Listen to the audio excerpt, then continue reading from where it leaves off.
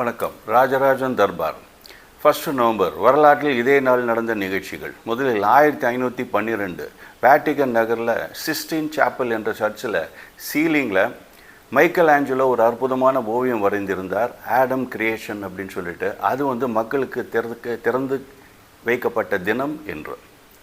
1604 London white hall அங்கே ஷேக்ஸ்பியருடைய drama tragedy முதலாக அரங்கிய தினம். அதே போல் 1611 ஷேக்ஸ்பியரோட இன்னொரு ட்ராமா டெம்பஸ்ட் அது அரங்கிய தினம் அதே ஹாலில் இன்று.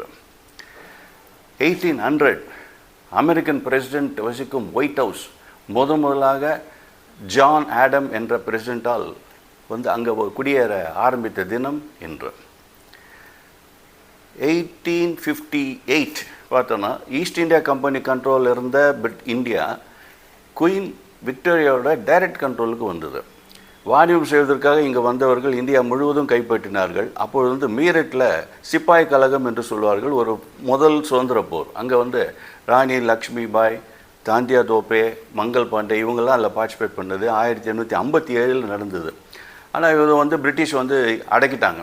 அடக்கினதுக்கப்புறம் ஈஸ்ட் இந்தியா கம்பெனி கண்ட்ரோலில் இருந்த இந்தியா டைரெக்டாக பிரிட்டிஷோட கண்ட்ரோலுக்கு வந்த தினம் இன்றைக்கு.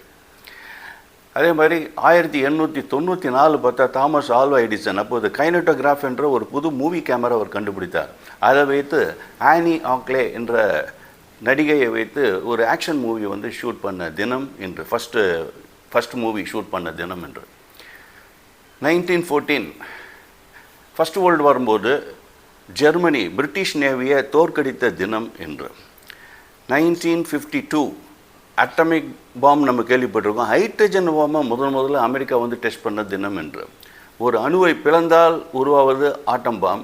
2 அணுக்கள் 2 ஹைட்ரஜன் ஆட்டம் சேர்ந்து ஹீலியமாக மாறும்போது ஹைட்ரஜன் பாம் உருவாகுது. அணுகுண்டோட 100 மடங்கு பவர்ஃபுல் அது டெஸ்ட் பண்ண தினம் என்று.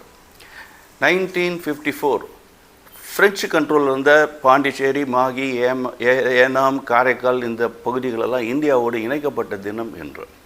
1956 மொழிவாரி மாநிலங்கள் தமிழ்நாட்டிலிருந்து கேரளா, கர்நாடகா, ஆந்திரா மற்றும் பல மாநிலங்கள் பிரிந்து தனித்தனியாக அமைந்த தினம் இன்று. இந்த விவரங்களுடன் உங்களிடம் விடைபெறுகிறேன். நன்றி, வணக்கம். ராஜராஜன் பாசன், இந்திய மறுமலர்ச்சி இயக்கம்.